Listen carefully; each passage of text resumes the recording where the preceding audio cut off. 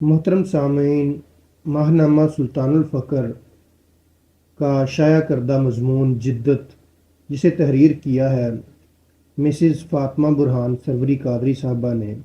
جدت، innovation نیونیس modernity, ایک فطری عمل ہے، زندگی کا ایک بنیادی اصول اور روح کا جوہر ہے۔ جدت پسندی ہر دور میں انسان کو اپنی زندگی آسان اور بہتر بنانے کے لیے نت نئے انداز اور طور طریقے وضع کرنے کی ترغیب دیتی ہے۔ اگر ہم ماضی کے اوراق اٹھا کر دیکھیں تو اندازہ ہوگا کہ انسان ابتدا سے ہی ارتقائی عمل سے گزر رہا ہے۔ مشکل حالات، بحران اور آزمائش سے گزر کر ایک مرحلہ سے دوسرے مرحلہ میں داخل ہوتا ہے، اور انہی مشکلات سے نبرد آزما ہو کر ہر دور میں انقلاب رونما ہوتے ہیں۔ ہم دیکھتے ہیں انسان کے ارتقائی عمل کی ابتدا پتھر کے دور یعنی سٹون ایج سے ہوئی۔ انسان نے ترقی در ترقی کی منازل طے کی۔ سٹون ایرا سے آئرن ایرا، لوہے کا دور، پھر انڈسٹریل ایرا، صنعتی ترقی کا دور سے کارپوریٹ دور، اور آج سائبر دور میں جی رہا ہے۔ آج کا انسان پہلے سے زیادہ مضبوط، روشن دماغ، باصلاحیت اور پر اعتماد ہے۔ نہ جانے اور کتنے انقلاب ہیں جو اس نے دیکھنے ہیں، اور کتنی جدت کی راہیں ہیں جو اس نے طے کرنی ہیں۔ علامہ اقبال رحمۃ اللہ علیہ اپنی کتاب تجدید فکریات اسلام، reconstruction of religious thought in Islam میں لکھتے ہیں، life always moves forward with a burden of past on its back and sees its direction intuitively، یعنی زندگی ہمیشہ مستقبل رو ثابت ہوئی ہے، یہ آگے کی طرف سفر کرتی ہے اور اپنے مشاہدات، تجربات اور بصیرت کی روشنی میں نئی راہیں تلاش کرتی ہے۔ در حقیقت جدت پسندی ایک آفاقی پہلو ہے، اور جدت کے اس قانون کے احاطہ میں نہ صرف انسان بلکہ حیوانات اور نباتات بھی آتے ہیں۔ قدرت نے حیوانات اور نباتات کو اس صلاحیت سے نوازا ہے کہ وہ موسمی تغیرات اور چیلنجز کا مقابلہ کرنے کے لیے خود کو ماحول کے مطابق ڈال لیتے ہیں۔ صحرا کا اونٹ دیکھیں تو اس کو اتنی چربی فیٹ کی ضرورت نہیں ہوتی، اس لیے اس کا ایک کوہان ہوتا ہے، اور جب وہ سرد علاقوں میں رہتا ہے 2 کوہان پیدا ہو جاتے ہیں تاکہ سردیوں کا لمبا موسم گزار سکے۔ یعنی قدرت نے اسے یہ اصول سکھایا ہے کہ اپنی بقا کی خاطر کیسے مشکل حالات کا مقابلہ کرنا ہے اور آگے بڑھنا ہے۔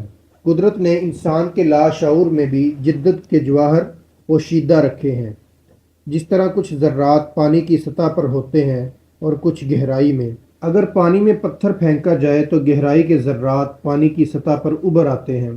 انسان میں جدت کا موتی اس کے لاشعور سے شعور کی جانب تب آتا ہے جب وہ مشکل حالات، چیلنجز اور آزمائشوں سے گزرتا ہے۔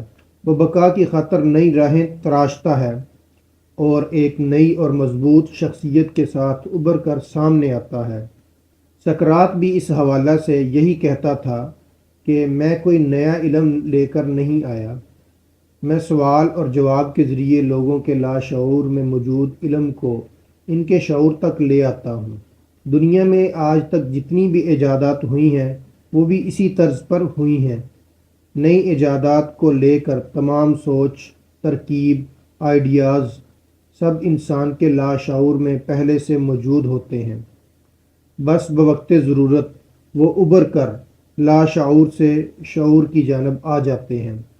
مختصراً یہ کہ قدرت کی طرف سے انسان کی فطرت اور لاشعور میں جدت کے قانون ودیت کر دیے گئے ہیں، اور اسلام فطرت کا دین ہے، تو پھر یہ حتمی ہے کہ اسلام جدت کا قائل ہے۔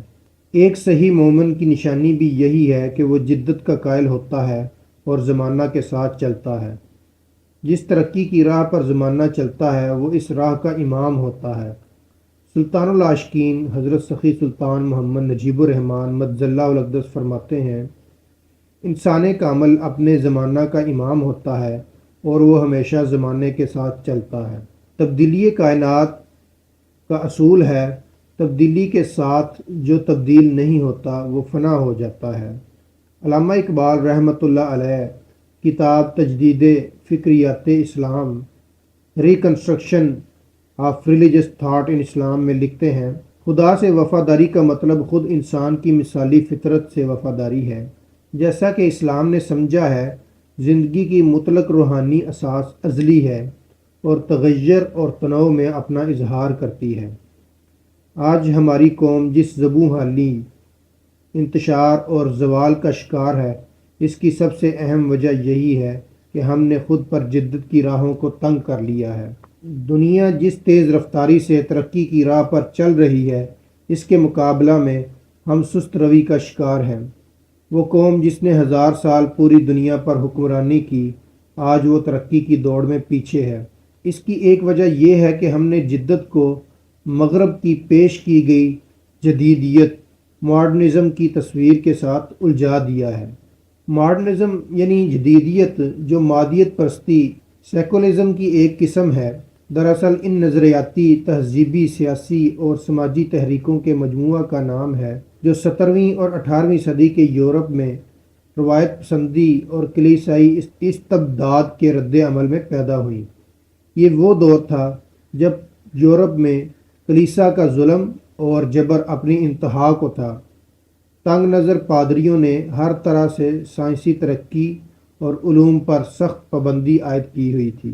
کوئی حق یا سچ بات لے کر منظر عام پر آتا تو اسے سخت سے سخت سزائیں دی جاتی تھیں۔ مذہب کے نام پر لوگوں پر ظلم اور جبر کی داستانیں رقم کی جا رہی تھیں۔ تاریخ میں اس دور کو تاریک دور، ڈارک ایجز کے نام سے مرسوم کیا جاتا ہے۔ ان سب عوامل نے مل کر کلیسا کے استبداد کے خلاف شدید رد عمل پیدا کیا اور جدیدیت کی تحریک کا آغاز ہوا۔ تصنیف اسلام اور جدیدیت کی کشمکش میں مصنف محمد ظفر اقبال لکھتے ہیں، مغرب کی جدیدیت عقل کی خدائی اور مذہب سے بغاوت کا نام ہے۔ اس کا بنیادی وصف ماضی کا انکار اور مستقبل سے رابطہ ہے۔ اس جدیدیت نے انسان، حیات اور کائنات کا پورا تصور خدائی مرکزی سے موڑ کر انسان مرکزی کی طرف پھیر کر خود انسان کو خدائی منصب پر لا بٹھایا ہے۔ ایک اور جگہ لکھتے ہیں، مغرب کی جدیدیت اپنے جوہر میں مذہب مخالف ہے۔ اس جدیدیت کی قبولیت و نفوذ کی بات اسلام کے تصور بندگی سے دستبردار ہوئے بغیر ممکن نہیں۔ اس قسم کی جدیدیت محض ایک منفی تحریک نہیں ہے، بلکہ ایک مستقل عقیدے کی دائی ہے، جس کا اظہار نیتشے نے خدا کی موت کا اعلان کر کے کیا تھا۔ اس حوالہ سے رابرٹ سپین لکھتا ہے، The great 19th and early 20th century experience of the death of God led either to a sum of absence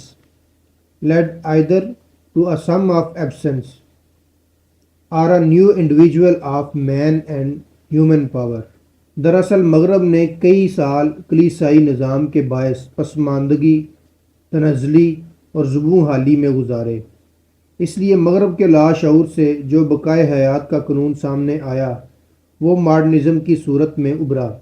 انہوں نے اس چیز کا مشاہدہ کیا کہ ہمیں چرچ اور مذہب نے برباد کیا ہے۔ اس لیے انہوں نے فیصلہ کیا کہ مذہب کو راستہ سے نکال دیا جائے اور صرف عقل، ریزن اینڈ ریشنل کو ساتھ لے کر چلا جائے۔ آج رینیسنس یورپین کے بعد مغرب یہی چاہتا ہے، پوری دنیا میں انہی اصول و ضوابط کو اپنایا جائے اور دنیاوی ترقی حاصل کرنے کے لیے مادیت پرستی کو آفاقی سمجھا جائے اور مذہب کو خیر آباد کہہ دیا جائے، یا محض اسے ایک نجی معاملہ، پرائیویٹ میٹر کی صورت میں تسلیم کیا جائے۔ آج اسلامی معاشرے کو جو مسائل درپیش ہیں وہ یہ کہ ایک طرف ہماری فطرت اور ہمارا دین جدت کو اپنانے کی ترغیب دیتا ہے، تو دوسری طرف جدیدیت کی تصویر جو مغرب پیش کر رہا ہے وہ منظر بھی ہولناک، سیاہ اور اسلامی تعلیمات کے برعکس ہے۔ ایک طرف ترقی حاصل کرنے کے لیے ہم پر مسلط کیا گیا جدیدیت کا جھوٹا پروپیگنڈا، اور دوسری جانب اس پروپیگنڈا کے خلاف ہمارے نام نہاد مذہبی رہنماؤں کا کٹر مذہبی رویہ۔ وہ رویہ جس نے دین کو ظاہری حد تک اور شریعت کے دائرے تک محدود کر دیا ہے، اس کی روح جو اس کی اصل بنیاد تھی اسے ہی ختم کر ڈالا ہے۔ اس رویہ کے باعث ہماری قوم پر ایک جمود طاری ہے اور اسلامی دنیا نفس نفسی اور بے چینی کا شکار ہے۔ خصوصاً بالخصوص نوجوان نسل شش و پنج میں مبتلا ہے۔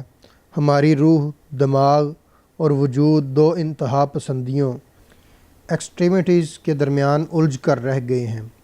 ضرورت اس امر کی ہے کہ آج کوئی ایک ایسا مجدد اٹھے جو ہماری قوم پر طاری اس جمود کو توڑ ڈالے، دنیا کی حقیقت سے ہماری روح کو آشنا کرے، جدت کی اہمیت سے واقف کرے اور مغرب کی جانب سے مسلط کیا جدیدیت کا جھوٹا اور گمراہ کن فلسفہ بے نقاب کرے۔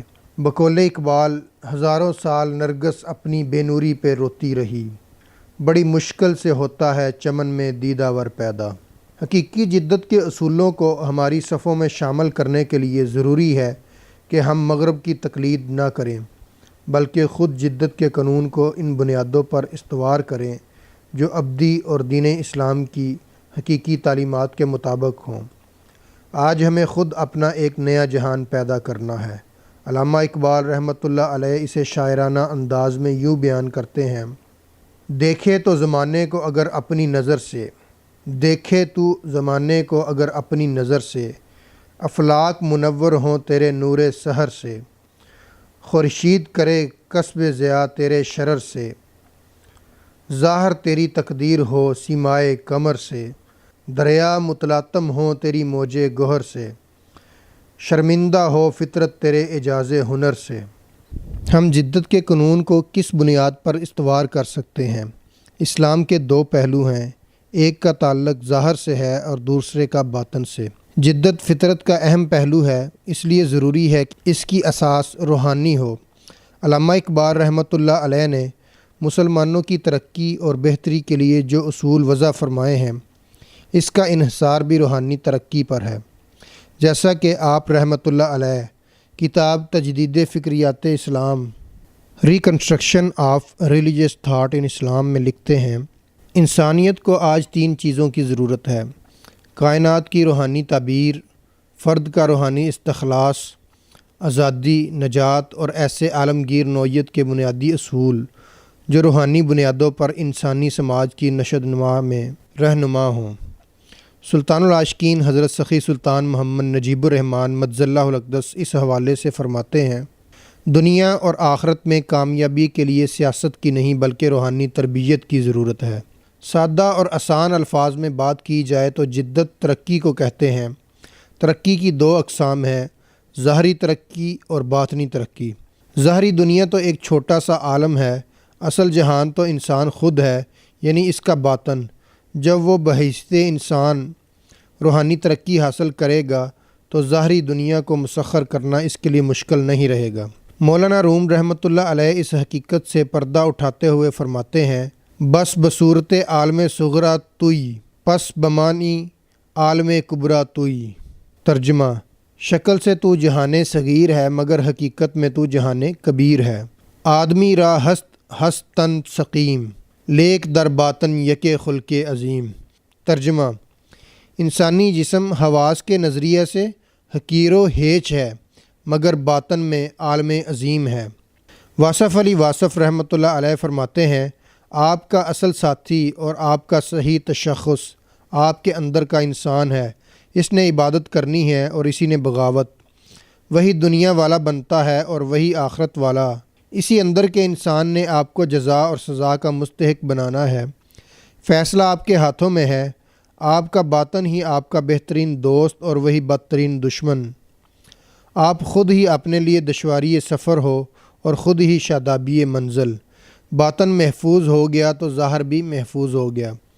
حضرت امام حسین رضی اللہ عنہ اپنے فرزند حضرت امام زین العابدین رضی اللہ عنہ سے مرۃ العارفین میں فرماتے ہیں: پس اے بیٹے، یہی کتاب ہے اور یہی علم کتاب ہے، اور تو ہی وہ کتاب ہے جیسا کہ بیان کیا ہم نے، اور تیرا اپنے آپ کو جاننا علم کتاب ہی ہے، اور نہ کوئی تر حصہ زمین یعنی عالم ملک اور نہ کوئی خشک حصہ زمین یعنی عالم ملکوت، اور نہ کچھ اس سے اعلیٰ مگر سب کچھ کتاب مبین میں ہے، اور وہ تو ہی ہے۔ روحانی ترقی یا باطنی ترقی سے یہی مراد ہے کہ روح ترقی حاصل کر کے اپنی ابتدا نور محمدی تک پہنچے۔ ظہور حق کی ابتدا نور محمدی کے ظہور سے ہوئی اور تمام مخلوق نور محمدی سے ظہور پذیر ہوئی، اس لیے ابتدا نور محمدی ہے۔ اسی ابتدا تک پہنچنا انسانی اور روحانی ترقی کی انتہا ہے۔ جب بندہ باطن میں ترقی در ترقی کی منازل طے کرتا چلا جاتا ہے تو ظاہری دنیا میں جدت کی راہیں اس پر کھلتی جاتی ہیں۔ حضور علیہ الصلاۃ والسلام نے صحابہ کرام رضی اللہ عنہم کی تربیت اسی انداز میں فرمائی کہ ان کے باطن کو اپنی نگاہ کامل سے پاک و منور کر دیا۔ اسی پاکیزگی و نورانیت کی روشنی سے انہیں ایسی وسعت نگاہ حاصل ہوئی کہ انہوں نے پوری دنیا میں اپنی کامیابیوں کا لوہا منوایا۔ آج ضرورت ایسے ہی مرد باصفا اور مجدد دین کی ہے جو اپنی نگاہ کامل سے طالبان مولا کا تزکیہ نفس فرما کر انہیں ظاہر و باطن میں کامیاب کر دے۔ موجودہ دور کے مجدد دین اور مرشد کامل اکمل سلطان العاشقین حضرت سخی سلطان محمد نجیب الرحمن مجز اللہ الاقدس ہیں۔ آپ مجز اللہ الاقدس نے حقیقی معنوں میں دین کو تجدید نو فرما کر اس کی روح کو زندہ کیا ہے اور دین حق کا پیغام دنیا کے کونے کونے تک پہنچایا ہے۔ آپ طالبان مولا کی باطنی تربیت اس انداز میں فرماتے ہیں کہ طالب کی ظاہری شخصیت سنور جاتی ہے۔ آپ مجز اللہ الاقدس نے ہمیشہ شریعت کے تقاضوں میں رہتے ہوئے جدت پسندی کی روش اختیار کرنے اور زمانے کے ساتھ قدم سے قدم ملا کر چلنے کو پسند فرمایا ہے، کیونکہ آپ مجز اللہ الاقدس کے نزدیک حقیقی مومن وہی ہے جو زمانہ کے ساتھ قدم سے قدم ملا کر چلتا ہے۔ عام طور پر ہمارے ہاں دین کی تبلیغ کرنے والے کو روایتی اور شدت پسند تصور کیا جاتا ہے، لیکن آپ مجز اللہ الاقدس کی شخصیت اس کے برعکس ہے۔ تصنیف سلطان العاشقین میں آپ مجز اللہ الاقدس کے اس وصف کے متعلق لکھا ہے: جہاں علماء ظاہر ترقی معکوس کی جانب گامزن ہیں، وہاں انسان کامل سلطان العاشقین مجز اللہ الاقدس تعمیر و ترقی کو سراہتے ہیں، کیونکہ اللہ پاک خود زمانہ ہے اور جس سمت زمانہ کا رخ ہو اسی طرف چلنا چاہیے، ورنہ نسلیں نیست و نابود ہو جاتی ہیں۔ حدیث قدسی ہے: ابن آدم مجھے تکلیف پہنچاتا ہے، زمانے کو برا بلا کہتا ہے، حالانکہ میں ہی زمانے کا پیدا کرنے والا ہوں۔ میرے ہی ہاتھ میں تمام کام ہے، جس طرح چاہتا ہوں رات دن کو پھیرتا رہتا ہوں۔ بخاری شریف حدیث 7491۔ چونکہ خیر و شر رب العزت کی تخلیق ہے اور انتخاب راہ بندہ کی دلیل ہے، اس لیے زمانہ کی ایجادات کو برا کہنے کی بجائے ان کو اسلام کے رنگ میں رنگ دینا چاہیے، جیسا کہ سلطان العاشقین مجز اللہ الاقدس جدید ذرائع ابلاغ مثلاً ٹک ٹاک، یوٹیوب، فیس بک، انسٹاگرام وغیرہ پر اپنی ٹیم سے حمد، نعت، منقبت، تعلیمات فقر پر مبنی انگلش اور اردو مضامین اور ویڈیوز وغیرہ نشر و پوسٹ کروا کے عوام الناس تک پہنچا رہے ہیں۔ آپ طالب علم مرد و خواتین کو علم کے حصول اور تعلیم کو مکمل کرنے کی ہدایت دیتے ہیں اور پسند فرماتے ہیں۔ سلطان العاشقین مجز اللہ الاقدس کا نظریہ یہ ہے: کوئی ایسا مجدد جو دین کو جدیدیت میں داخل کر سکے وہی نظام کو دوبارہ کھڑا کر سکتا ہے۔ مجدد وہ ہوتا ہے جسے اللہ علم لدنی عطا کرے اور وہ اسی علم کے مطابق دین کی تجدید کرتا ہے۔ اللہ اس کی بات خود لوگوں سے منوا لیتا ہے۔ وہ جدید دور کے مطابق اسلام کو زندہ کرے اور ایسا نظام لائے جو تمام دنیا کے انسانوں کے لیے کشش رکھتا ہو، تب ہی اسلام کو ساری دنیا میں عروج حاصل ہو سکتا ہے۔ طالب مولا جتنا مرشد کامل کے قریب ہوتا ہے، اس کی سوچ میں جدت اور علم لدنی سے وسعت پیدا ہوتی چلی جاتی ہے۔ اس لیے اللہ پاک سے دعا ہے کہ وہ ہمیں مرشد کامل اکمل سلطان العاشقین حضرت سخی سلطان محمد نجیب الرحمن مجز اللہ الاقدس کی صحبت سے مستفید ہونے اور قرب الہی کی منازل طے کرنے کی توفیق عطا فرمائے، آمین۔ جو عالم ایجاد میں ہے صاحب ایجاد، ہر دور میں کرتا ہے طواف اس کا زمانہ۔ استفادہ کتب: شمس الفقراء تصنیف لطیف سلطان العاشقین حضرت سخی سلطان محمد نجیب الرحمن مجز اللہ الاقدس۔ فخر اقبال میرۃ العارفین تصنیف لطیف سید الشہداء حضرت امام حسین رضی اللہ عنہ۔ سلطان العاشقین ناشر سلطان الفقر پبلیکیشنز۔ تجدید فکریات اسلام مترجم ڈاکٹر وحید عشرت۔ اسلام اور مغرب کی کشمکش میں مصنف سید قطب شہید مترجم ڈاکٹر محمد رضی الاسلام ندوی۔ اسلام اور مغرب کا تصادم اسرار الحق۔